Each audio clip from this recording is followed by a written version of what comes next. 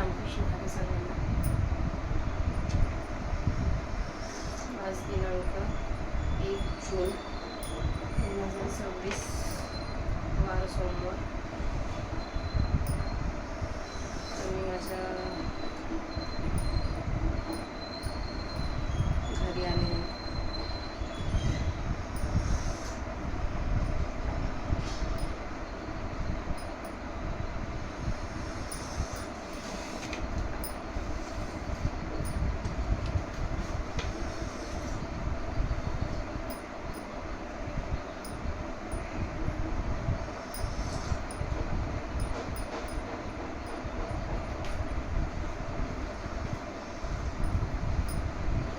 आपण 10वी असताना अध्याय 9ला सुरुवात केली होती.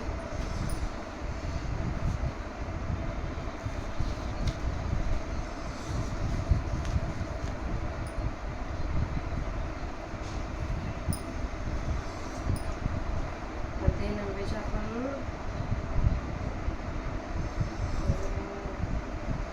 9 श्लोक वाचले होते आणि माऊलींच्या प्राकृत भाषेतील 130 ओव्यांचं वाचन केलं. आता तिथून पुढचं माऊलींची सेवा मी चालू करत आहे.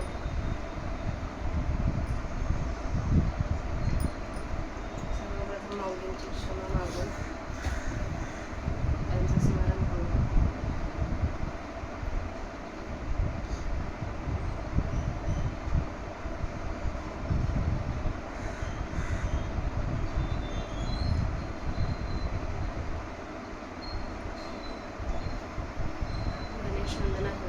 वक्रतुंड महाकाय सूर्यकोटि समप्रभा निर्विघ्नं कुरु मे देव सर्वकार्येषु सर्वदा. अलंकापुरी पुण्यभूमी पवित्र तिथे नांदतो ज्ञानराजा सुपात्र. तया आठविता महापुण्यराशी नमस्कार माझा सद्गुरु ज्ञानेश्वराशी. श्लोक क्रमांक 10 अध्याय 9. मय्याध्यक्षेण प्रकृतिः सूयते सचराचरं हेतुनानेन कौन्तेय जगद्विपरविवर्तते. जे लोकचेष्टा समजता जैसा निमित्त मात्र का सविता तैसा जगत प्रभवी त्वन्नुस होता. हेतू मी जाणे हा जे मी अधिष्ठायली या प्रकृती होती चराचराची या संभूती. म्हणून मी हेतू हे भूपती घडे या. आता येणे उजविणे निरुते न्याळी ऐश्वर्य योगांते. जे माझ्या ठाई भूते खरी भूते मी नसे अथवा भूते न माझ्या ठाई आणि भूता माझे मी नाही. या खुणा दुःखही चुकू नको हे सर्व स्वामुचे गुण परिदाविले तुझ उघड. आता इंद्रिया देऊळी कवाळ हृदय भोगी हा दंश जवळ नये वाहता. तव माझे साचो करे पण पांथा न संपडेगा सर्वथा जेव भूसी कण. एरवी अनुमानाचे नि पैसे आवडे की रखळले ऐसे परिमृग जळाचे नि बोलांशे काय भूमी दिमे. जे जाळ जळी पांगिले तेथे चंद्रबिंब दिसे आंठुडले. परिथळी काढून झाडिले तेव्हा बिंब के सांगे. तैसा बोलवरी माझ्या बळे वायांची जखव विजिती प्रतीतीचे डोळे. मग साचोकारे बोधा वेळे हाती ना होईजे अवजानंतंतिमा गुमूढा मानुषी तनुमाश्रितं. परमभाव मज जानन्तो मम भूत महेश्वरम. किंबहुना भवा विहाया आणि साचे चाडाती जरी मिया. तरी तुम्ही गावपती या जतन कीजे. एरवी वेधली दिठी कवळे ते चांदणी या ते म्हणे पिवळे. तेवी माझ्या स्वरूपी निर्मळे देखाल दोष. नातरी ज्वरे विटाळले मुख ते दुधाते म्हणू कडू विख. तेवी अमानुषा मानुष मानाल मानके. म्हणून पुढती तू धनंजया जने विसंबसे या अभिप्राया. जे या स्थूलदृष्टी वाया जाईल जेगा. पै स्थूलदृष्टी देखती भाते माते तेची न देखणे जाणे निरुते. जैसे स्वप्नेची अमृते अमरा नोईजे. एरवी स्थूलदृष्टी मूढ माते जाणती खीर दृढ. परी ते जाणनेची जाणनिया आळ निघून ठाके. जैसा नक्षत्राची आभासा, साठे धातू झाला तया हंसा. माझी रत्नबुद्धीची या आशा रिगोनिया, सांगे गंगा या बुद्धी मृगजळ. टाकून आली असे कवनफळ, काय सुरतर म्हणून बाबुळ सेविली करी. हा निळयाचा दुसरा, या युद्धी हातू घातला विखारा. का रत्ने म्हणून गारा वेची जेवी, अथवा निदान हे प्रगटले म्हणून खरी रांगार.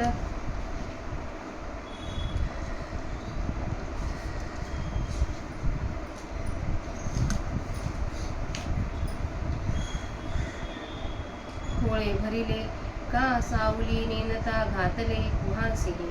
देवी मे म्हणून प्रपंची, जी ही बुळी दिदली कृतनिश्चयाची. तीही चंद्रासाठी जेवी जळीची प्रतिभा धरली. तैसा निश्चय वाया गेला, जैसा कोणी कुकांचे प्याला.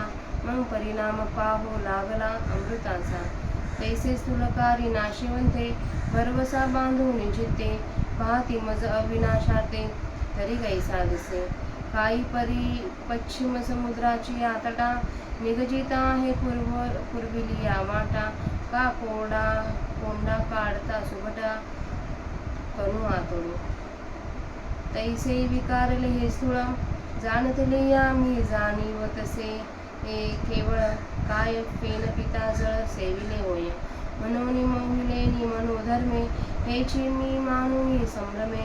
मग येथे जे जन्मक्रमे, तिये मजसी म्हणते. येतुडिनी अनामानाम, मज क्रियासी कर्म. वेदे हासी दय धर्म आरोपिती. मज आकार शून्याकारू, निरुपाधिका उपचारू. मज विधी वर्जिता व्यवहारू, आचाराधिक. मज वर्णाहीन वर्णू, गुणांतातीस गुण. मज आचरणाचरणू, अपानी अपानी. मज मेया मान, सर्वगतासी स्थान. जैसे सेजा माझे वन, निदेला देखा. ऐसे श्रवणाष्टोत्र, मज चक्षुषी नेत्र. अगोत्रागोत्र, अरूपारूप. मज व्यक्तासी व्यक्ती, अनार्थासी आरती. स्वयं तृप्ता तृप्ती भावती गा. मज अनावरणा प्रावरण, भूषणातीतासी भूषण. मज सकळ कारणा कारण, देखिते ते. मज सहजाते करिते, स्वयंभाते प्रतिष्ठिती. निरंतराते अमानिती, विसर्जिते गा. मी सर्वदा स्वतः सिद्धू, तो की बाळ तरुण वृद्धू. मज एकरूपा संबंधू, जाणते ऐसे. मज ऐद्वतासी दुजे, मज कर्तयासी काजे. मी अभोक्ता की भुंजे, ऐसी म्हणती. मज काळूचे कुळ वाणिधी, मज नित्याचे निधने अनिशिणती. मज सर्वांतराते कल्पिती, हरिमित्रगा. मी स्वानंदी विरामू, तया मजाने का सुखांचा कामू.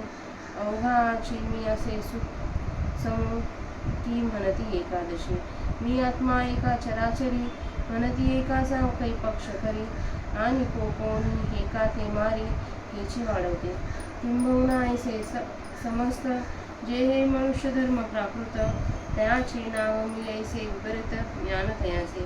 जेव्हा आकारू एक पुढती देखा पुढा देखती, तेव्हा हा देव येणे भावे भजती.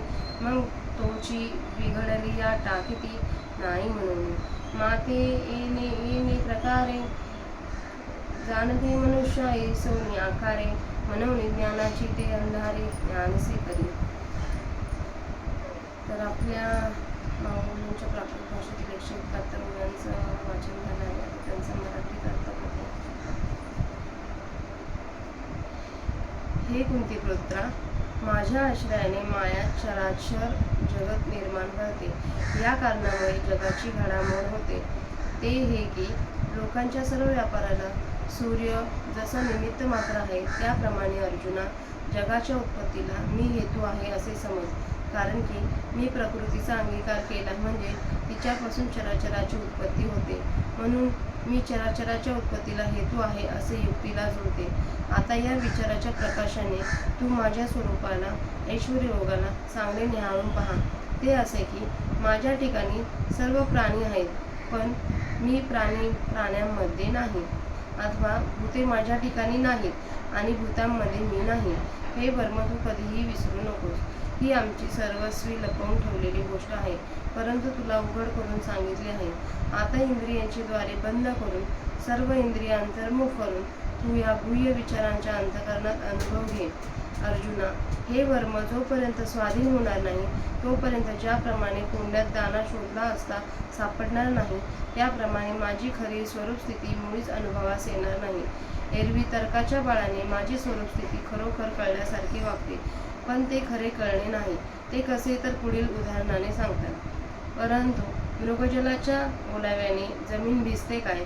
जेव्हा जाळे पाण्यात पसरले तेव्हा त्यात चंद्रबिंब पडल्यासारखे दिसते, परंतु ते जाळे पाण्यातून काढून काठावर झाडले तेव्हा चंद्रबिंबे कोठे असते सांग बरे. त्याप्रमाणे वक्तृत्वाच्या जोरावर कित्येक आपल्या प्रतिपादनाने स्वतःच्या अनुभवाचे डोळे उगीच झाकण्यास लावतात. आपण आपल्याला फसवतात. मग खऱ्या बोधाच्या परीक्षेची वेळ आली म्हणजे बोध असतही नाही आणि होतही नाही. माझे पृष्ठस्वरूप न जाणणारे मूर्ख, सर्व भूतांचा ईश्वर असलेला पण सांप्रत मानव देह धारण करणारा मला मनुष्य समजून मनुष्यधर्म माझ्यावर आरोपित करून माझी अवहेलना करतात. फार काय सांगावे. जर तुम्ही या संसाराला भीत असाल आणि माझ्या स्वरूपप्राप्तीविषयी जर तुम्हाला खरी इच्छा असेल तर आम्ही हे सांगितलेले विचार तुम्ही ध्यानात ठेवा. नाहीतर ज्याप्रमाणे काविळीने व्यापलेली दृष्टी चालण्याला पिवळी समजते, त्याप्रमाणे माझ्या शुद्ध स्वरूपात दोष पाहाल. अथवा तापाने दूषित झालेले तोंड दुधाला कोणी विष म्हणते, त्याप्रमाणे मनुष्य नसलेल्या मला मनुष्य असे मानाल. म्हणून अर्जुना, पुन्हा तुला एक वार बजावतो की कदाचित या सांगितलेल्या स्वरूप ज्ञानाच्या अभिप्रायाला विसरशील तर विसरू नकोस, कारण या स्थूल दृष्टीने मला पाहू म्हणले तर ते पाहणे व्यर्थ होईल.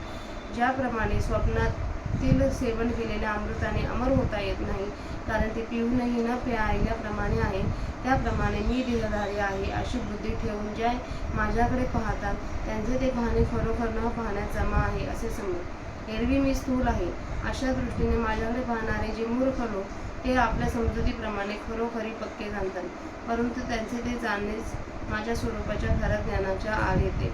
ज्याप्रमाणे पाण्यातील नक्षत्राच्या प्रतिबिंबाला पाहून ती रत्ने आहेत अशा समजुतीने त्याविषयी लोभ धरून व खडकावर चोच आपटून धरून व पाण्यात शिरून ती खाण्याच्या आशेने पाण्यातील खडकावर चोच आपटून जसा एखाद्या हंसाने आपला घात करावा.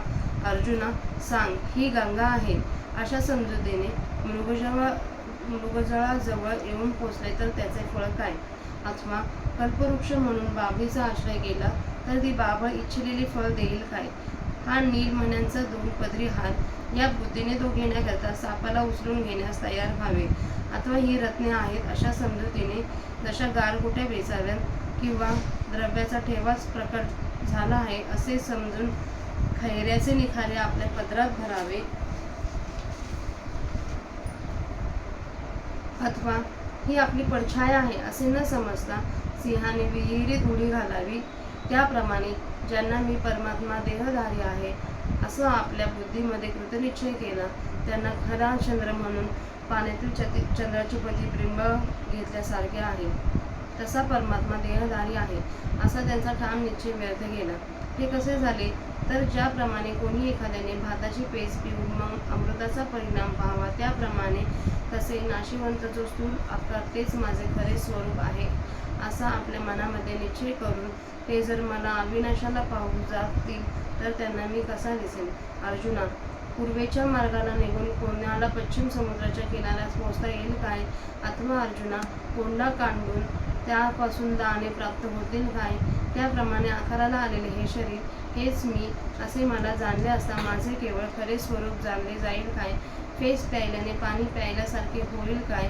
म्हणून मोहित झालेल्या मनोवृत्ती हे स्थूल शरीरच मी परमात्मा आहे असे मानून मग या देहाची जी जन्मादी कर्मे ते माझ्यावर लागतात. यामुळे नाव नसलेल्या मला ते नाव देतात. वस्तुतः मी क्रियाशून्य असून मी क्रिया करतो असे म्हणतात व देहादी मर्यादेने रहित असलेल्या मला जन्म मरणादी देहधर्म त्यांचा संबंध लावतात.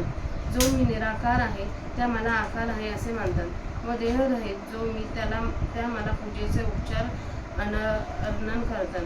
शास्त्र मर्यादेचे बंधन नसलेल्या मला आचाराधिक व्यवहार लावतात. जातीच्या पलीकडे असणाऱ्या मला एक विशिष्ट जातीचा समजतात. निर्गुणाला सगुण समजतात. पाय नसताना माझ्या ठिकाणी पायांची कल्पना करतात. त्याचप्रमाणे हातांच्या कल्पनेस माझ्या ठिकाणी जागा नसूनही हात या अवयवाची कल्पना करतात. मोजताना येण्या इतके माझे स्वरूप अमर्याद आहे, परंतु मलाही मर्यादित घालतात. मी खरोखर सर्व ठिकाणी असूनही मला एखाद्या ठिकाणी कल्पितात. ज्याप्रमाणे आपल्या अंथरुणावर निजलेला मनुष्य स्वप्नात अरण्य पाहतात, त्याप्रमाणे कान वगैरेचा संबंध माझ्या ठिकाणी नसताना कानाची कल्पना करतात. डोळसांचा संबंध माझ्या ठिकाणी नसतानाही डोळे कल्पितात व कोणत्याही नात्याचा संबंध नसताना नातेवाईकांची कल्पना करतात. मी काळा गोरा वगैरे नसतानाही तसल्या रूपांची माझ्या ठिकाणी कल्पना करतात. मी जो अदृश्य त्या मला अदृश्य असे समजतात. मी जो इच्छारहित त्या मला इच्छा आहे असेच मानतात. मी जो स्वतः सिद्ध तृप्त त्या मला तृप्ती कल्पितात. मी वस्त्रात गुंडाळता येण्यासारखा नसून मला वस्त्र नेसवितात. शृंगाराच्या पलीकडे असताना माझ्याकरता दागिन्याची योजना करतात.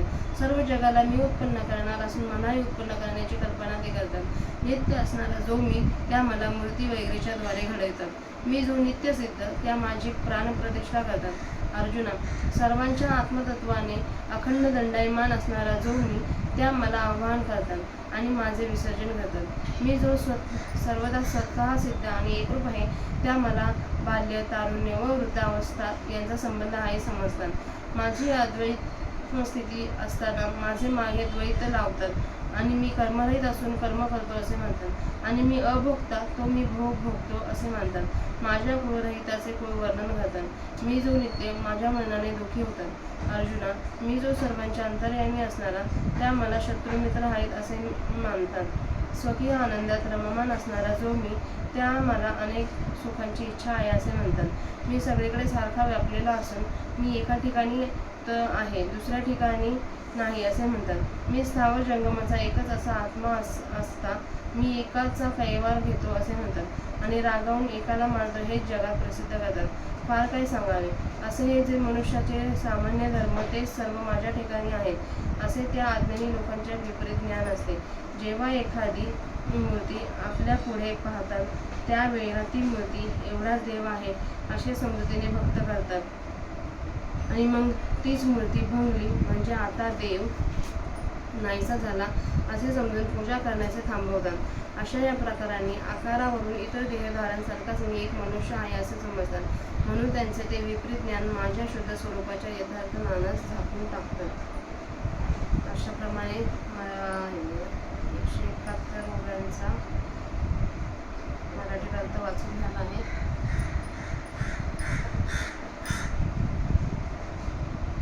रामकृष्ण हरी.